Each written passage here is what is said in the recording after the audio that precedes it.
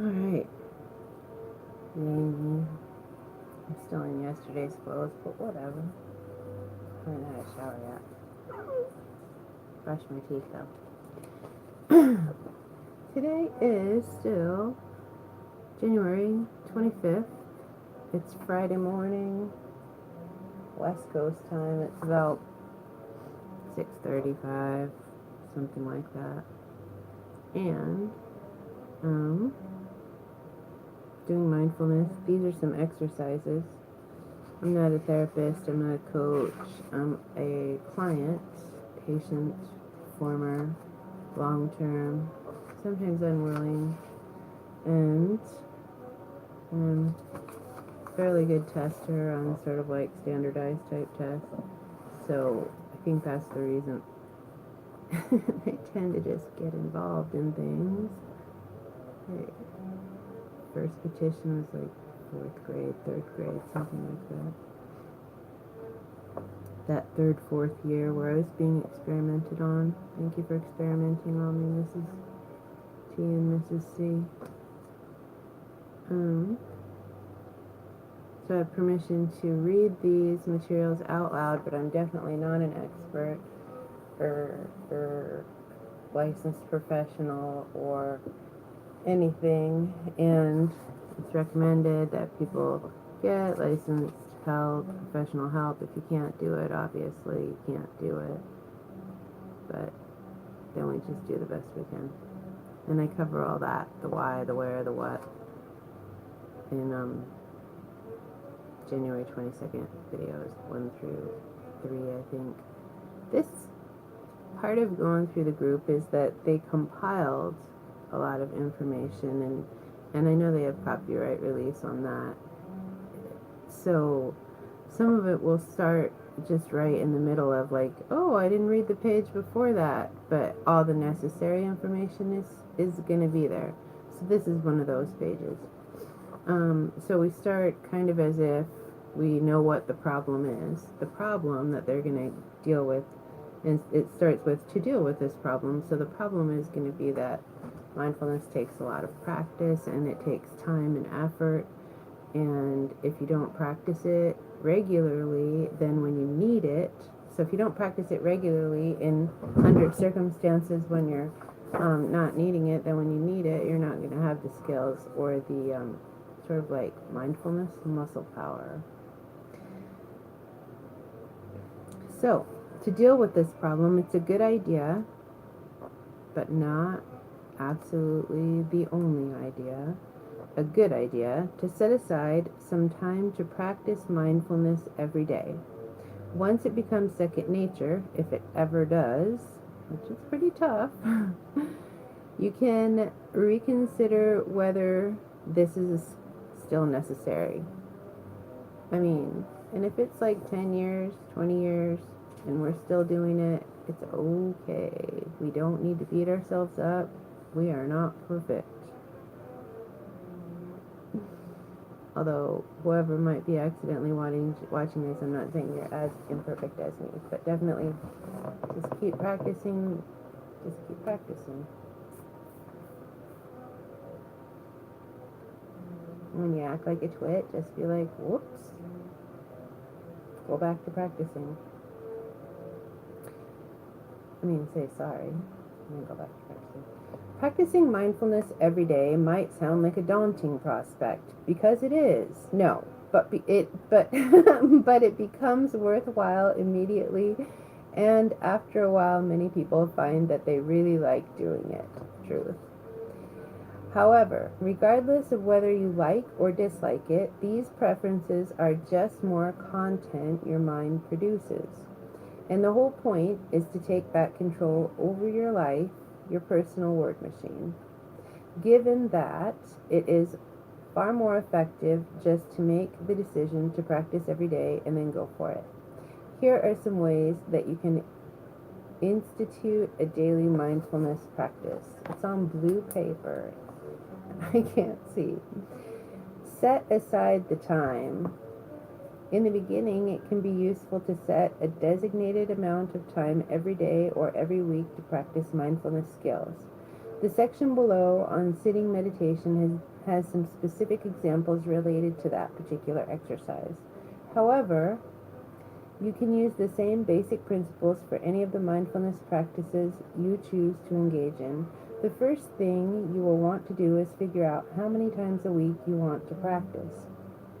They recommend that you practice some form of mindfulness every day.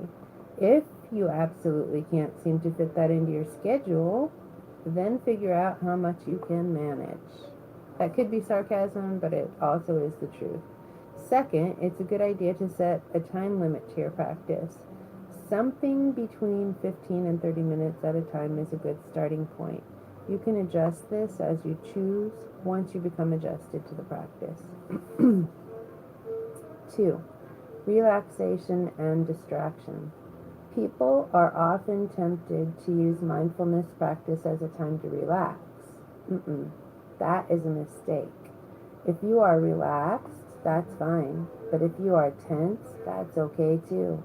The point, however, isn't to relax. The point is to become and be aware of whatever is going on for you without avoidance or fusion. Fusion means sticking to the whatever. Don't be attached to what's going on around you. Be attached to what's going on inside of you. That's, I think, what they're trying to say. It is a matter of acquiring and strengthening skills that can be useful when your verbal repertoire begins to dominate your other forms of experience. When you start talking instead of walking, you can get mindful. Initially, and he'll make you walk. Mindful is my dog, and he will. Sometimes I make him not walk, though. It's balance. Initially, it is a good idea to find a place in which you can practice without having to do other tasks. But that doesn't mean eliminating the distractions your mind presents to you. If you are distracted, that is simply another fact to notice. See it, note it, and then move on with the practice. 3. Feeling too bad to practice. There is no such thing as feeling too bad to practice. In some of these exercises below, you will find that when you're actually doing the work, negative content comes up for you. That's why you want to be in counseling. If you have like a lot of negative content that needs processed. Okay, but this is only another set of experiences to be mindful of.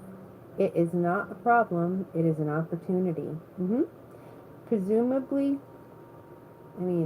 tough opportunities. Opportunity doesn't come at you all the time like gold coins on a plate. What if those are stolen gold coins or a stolen plate? We have to check. Okay, presumably you bought this book partly because you are already dealing with negative experiences. Learning what to do when such experiences show up is thus vital to your purpose. Practicing with, say, an irritating itch is in principle not any different than the same skills applied to, say, anxiety or depression. This doesn't mean to persist in the face of impossible circumstances. If you have a pain in your back that must be attended to, then do that. Persistence without self-awareness is just a different kind of trap. Over time, you will see that if you use pain as an excuse to run away from the practice, and if you detect that that is how you're using pain, then you can learn how to do something new with pain. So just check in and see if it's real pain or an excuse pain. This is excerpted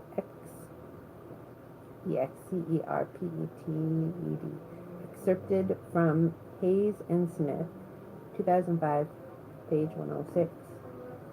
And like I said, obviously I'm pretty sure that the people that gave me permission to read this got permission to make photocopies of it, and all of us are doing it for educational purposes, which I think also means the copyright thing, meets the copyright regulations, lawful use. Okay. Ultimately, mindfulness should be practiced as moment-to-moment awareness in real time. It is not a special state that you enter into like a trance or self-hypnosis. It's not the woo-woo, it's just basic stuff. These guidelines are meant to simply get you to start practicing the techniques. Once you see mindfulness entering into your daily life, you can decide whether to continue with a regimen of this nature. So next we're going to do the practice of mindfulness and do some exercises. I'll read them. So yeah, like the woo-woo, there is woo-woo involved in it, but even the woo-woo that, when I say the woo-woo, there are some people that are just like really super much not into any kind of anything except for, I guess, math and proper English and stuff like that. Like, they go to church without believing in that. They go because it's math. And they super much are not into any kind of mystical anything. And they call it woo-woo. However, I would say that the woo-woo, as science is proving, thank you very much, scientists, is proving actually has biological basis. And in fact, the DBT materials are going to cover some of those biological reasons. And so when they do woo-woo-ish stuff, like say meditation or something, that's actually sort of like calming your body's electrical energy that runs along your nervous system pathways, because the chakras and the meridians and all that stuff actually overlay what has been discovered to be things like the nerve plexes and things like that. So science is actually proving the woo-woo is real, and the woo-woo needs to, like, everybody just get along. Good grief, it's all the same thing. People just like to argue. That's polarity. Anyway, now we're going to move on to the next video.